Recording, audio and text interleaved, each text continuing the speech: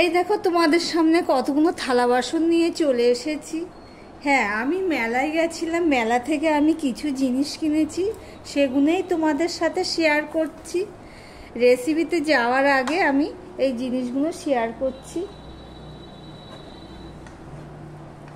দেখো এখানে দুটো তরকারি রাখা বা সাজানোর বা দেওয়ার যে কোনো কাউকে দিতেও পারবে, তরকারি থাম্বনেলের জন্য সাজাতেও পারবে, আবার গরমও করতে পারবে মাইক্রো ওভেনে।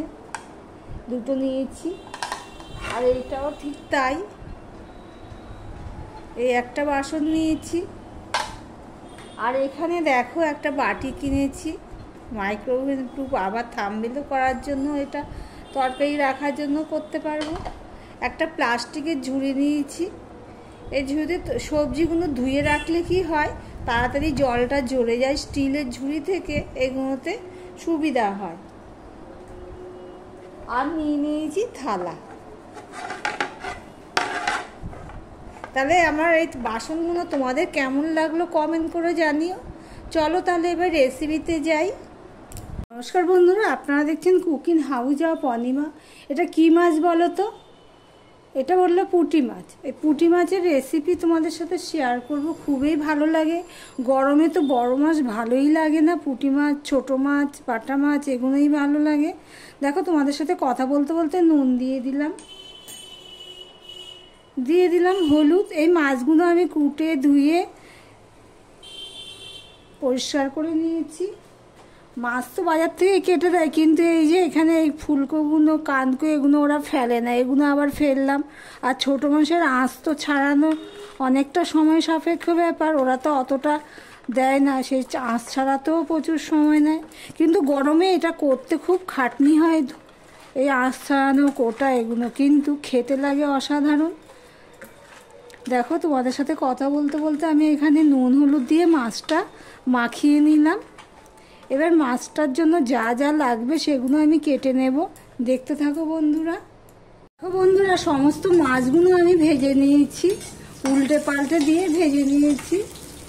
কড়াইটা আমি ভালো করে গরম করে নিয়েছি। গরম করে নেওয়ার পরে তারপর তেল দিয়েছি। তেল থেকে যখন ধোঁয়া উঠছে ওই অবস্থায় একটু নুন ফেলে দিয়ে আমি মাছগুলো ভেজে নিয়েছি।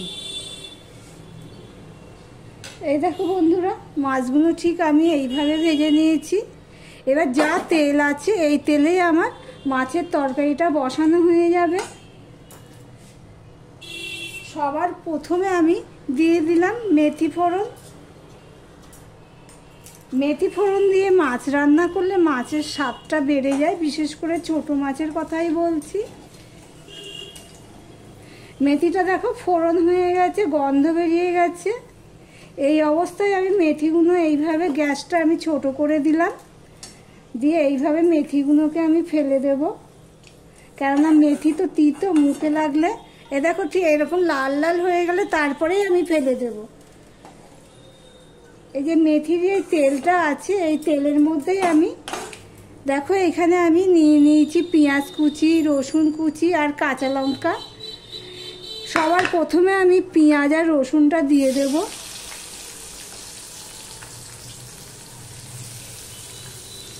আমার ভিডিওটি যদি ভালো লেগে থাকে প্লিজ লাইক কমেন্ট শেয়ার করে দিও। আর যারা নতুন বন্ধু ভিডিওটি দেখছো এখনো পর্যন্ত সাবস্ক্রাইব করোনি, তাদেরকে বলবো সাবস্ক্রাইব করে পাশে থাকার জন্য।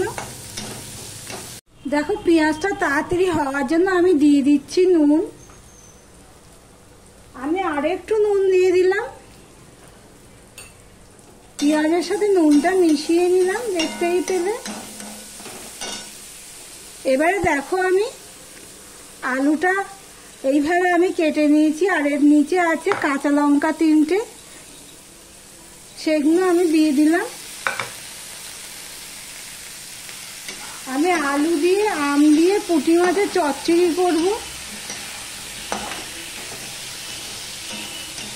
এবার ভালো করে পেঁয়াজের সাথে আলুটা আমি ভালো করে ভেজে নেব।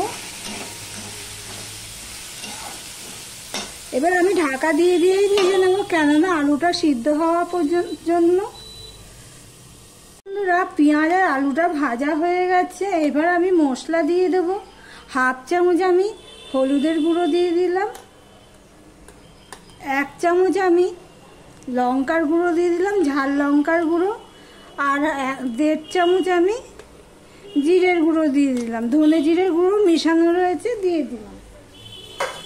মশলাটা কষানোর জন্য আমি একটু জল দিয়ে দেব, দিয়ে মশলাটা আমি ভালো করে কষিয়ে নেব। আম দিয়ে পুঁটি মাছের চচ্চড়ি হবে এটা, দেখতে থাকো বন্ধুরা। আর এই পর্যন্ত যারা ভিডিওটি দেখছো লাইক দিতে ভুলে গেছো, চট করে একটা লাইক দিয়ে দিও। দেখো সম্পূর্ণটা মিশিয়ে নিলাম তোমাদের সাথে কথা বলতে বলতে। এবার মশলাটাকে আমি ভালো করে কষিয়ে নেব, দেখতে থাকো বন্ধুরা। দেখো মশলাটা কষানো হয়ে গেছে, তোমাদের একটা জিনিস দেখাচ্ছি বন্ধুরা। দেখো আলুটা দেখো পুরো সিদ্ধ হয়ে গেছে, দুভাগ হয়ে গেছে। এবার এই অবস্থায় আমি জল দিয়ে দেবো, জলটা মাথায় রেখে দিতে হবে।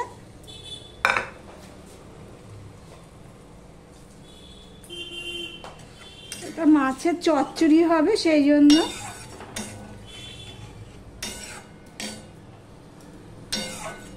আমার ভিডিও নিচে কেউ লাইক 1 নম্বর লাইক, 1 নম্বর লাইক, সাবস্ক্রাইব করলাম, বন্ধু হলাম, এগুলো লিখো না। বন্ধু হলাম, সাবস্ক্রাইব করলাম, এইসবগুলো যারা লেখো তাদের কিন্তু সাবস্ক্রাইব থাকে না, কেটে যায়। এবার দেখো আমি 2টো কাঁচা লঙ্কা আর ভাজা মাছগুলো আমি দিয়ে দিচ্ছি, দিয়ে আমি দেখে নেব আর জল লাগবে নাকি।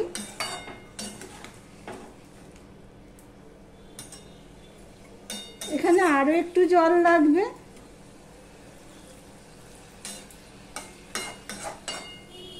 এবার মিডিয়ামে দিয়ে আমি মাছটা রান্না করে নেব, দেখতে থাকো বন্ধুরা। মাছে আর একটু নুন লাগবে, সেজন্য আমি একটু নুন দিয়ে দিলাম। আর এখানে দেখো কাঁচা আমগুলো আমি কেটে রেখেছি, 8খানা আম কেটে রেখেছি, বেশি না, তাতেই সুন্দর হবে। আমগুলো দিয়ে আমি এইভাবে একটুখানি মিশিয়ে নেব।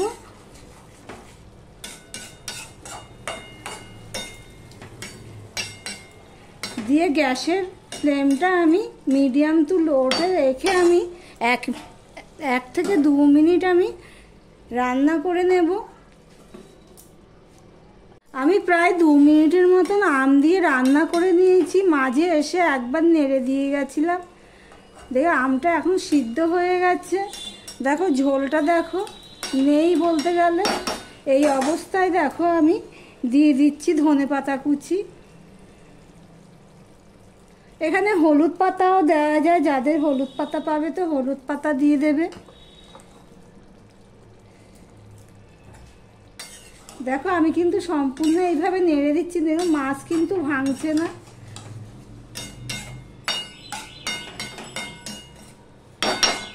এবার গ্যাসটা অফ করে দিলাম, স্ট্যান্ডিং টাইমে আমি এটা রেখে দেব। আজকের মতন ভিডিওটি এখানেই শেষ করলাম, আবার অন্য কোনো রেসিপি নিয়ে চলে আসবো, সঙ্গে থেকো বন্ধুরা।